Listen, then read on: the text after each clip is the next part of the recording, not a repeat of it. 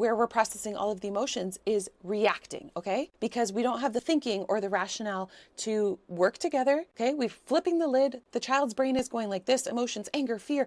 I have really struggled with feeling like I have failed as a parent. Timeouts, consequences, sticker charts, nothing seemed to work. My child would get even more defiant, aggressive, or completely shut down. I kept thinking, she's manipulating me. I have to be stricter. I need to crack down harder so she listens. I thought discipline meant control. I'm not new to trauma parenting. I've got it in my foster care license. I went to different conferences and courses over the years to help me improve. But as my child aged, as we embraced new seasons, I just felt like things were getting more overwhelming. Like I was out of control. Like my anger was taking over in my parenting. And I started to feel a lot of shame. Like I couldn't do it. Like I couldn't do what God asked me to do in parenting my sweet child. And that's when I really dove deep into trauma parenting, and I really started to understand the science behind it. And the more I learned about the science, the more it helped me in my actions. And I have become a huge advocate for trauma parenting, not only for my adoptive child, but for my entire family, and just in how I interact with people. I've seen so many biblical cross references in the idea of trauma parenting, and it's just been a fabulous thing for me. So I am here to shout it from the rooftops that I think everybody should be trauma informed, because maybe you don't have to parent a child that comes from trauma, but you are going to interact with people in your church maybe that have dealt with trauma. It helps us how we interact with adults. It helps us to see things from a lens of compassion. And it just overall, if we were all trauma informed and we understand how trauma affects the brain, I think we could be in better relationships in every facet of our life. The biggest thing that I learned is that behavior is communication.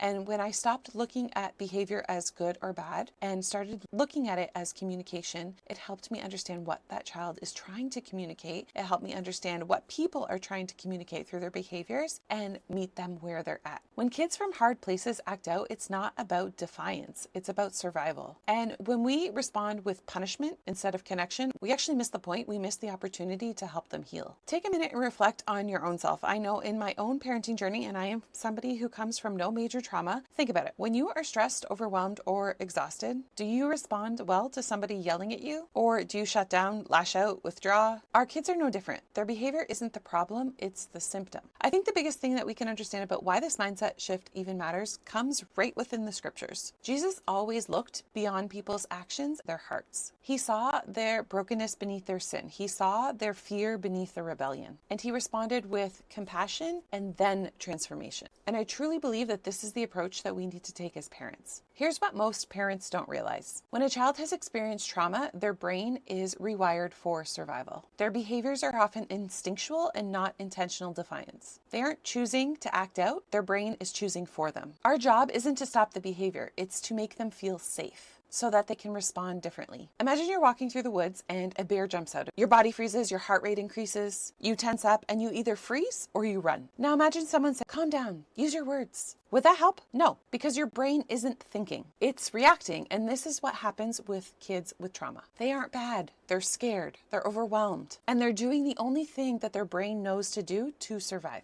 So what does this look like in real life? Well, instead of thinking, how do I make them stop this behavior? Ask yourself, what is this behavior telling me about their needs? So let's talk about a practical example here. Your child is hitting and screaming during transition. Maybe it's time to go to school, or it's time to leave the park or the beach or wherever you are, and they're having a really hard time. A typical response might be, if you don't stop, you're getting a timeout, or we're leaving right now, stop that. A trauma response would be, I know it's really hard to leave, bud. Transitions are really hard. Let's do a countdown together so it's not so sudden. And the reason this works is that many kids that come from hard places struggle with transition. They don't like change because their brain craves predictability. Instead of punishing the reaction, we can help their brain feel safer with clear, gentle transitions. I'll give you another scenario. Your child is lying about something obvious. A typical reaction might be, lying is a sin, tell the truth right now, or I'm taking your iPad away from you. A trauma-informed reaction would be, lying often happens when kids feel unsafe. So let's work on making honesty feel safe. And the reason this works is because lying is not about deception, it's about fear. If we overreact, we react out of anger, we're actually reinforcing the belief that truth isn't safe.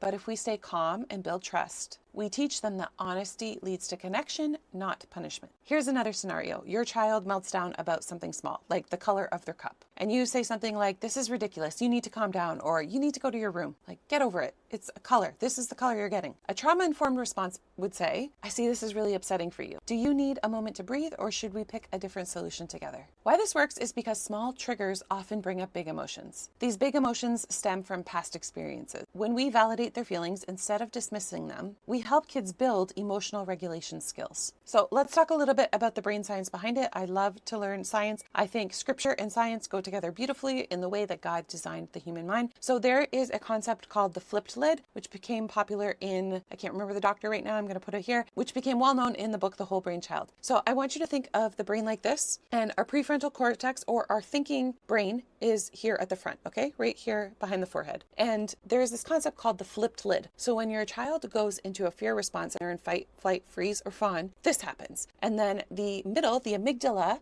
where we're processing all of the emotions, is reacting, okay? Because we don't have the thinking or the rationale to work together, okay? We're flipping the lid. The child's brain is going like this: emotions, anger, fear, I'm scared, I'm hurt, I'm not safe, help me, help me. This is where the brain is reacting from, and this is where the behaviors are stemming from. So when we help our child process emotional regulation, we're flipping that lid back down, and we're getting them to think more rationally and with logic. If we punish this happens, right? It's just more. This just gets louder. They just get more crazy. It just becomes more out of control. We blow up the situation even more when we don't help this happen. By connecting first, we calm their brain down so that their child can learn a better way to respond. We simmer down those emotions through our connection so that the child can respond from here and not here. So I hope that little visual makes sense. Here's another great way to think of it. Imagine your child is drowning. Would you lecture them about swimming techniques while they're trying to gasp for air? Of course not. You would help them get to safety first, then teach them later. That's what we need to do with kids from trauma backgrounds. We need to connect first, correct later. When we shift from focusing on behavior to the brain behind the behavior, everything changes. This shift doesn't mean letting go of discipline. This is a common thing I hear about people who are not properly trauma trained. This is not about letting go of discipline, but disciplining in a way that actually works. When we understand how the brain works, we can help our child develop real, lasting self-control and not just compliance out of fear. Side note, this is also why I don't agree with spanking. If you are ready to learn how to do this step by step, bring more peace and calm into your home, you're ready to stop all the fights and the escalation with your kids, then my trauma parenting course will help you. It's called the Trauma Conscious Parent. It goes through all of this in depth and in more. It gives you cheat sheets, things to say. It gives you emotional regulation toolkit for your kids, ways to help them identify what they're feeling, ways you can work with teachers and other caregivers. It gives you stuff that you need to do for yourself as well. It is really in-depth course. It only takes you less than 2 hours to go through it all. So go through it at your own pace. You have lifetime access to it, but I really think it's a helpful course. So if you're feeling like a lot of this in your home and you're looking for a little bit more peace,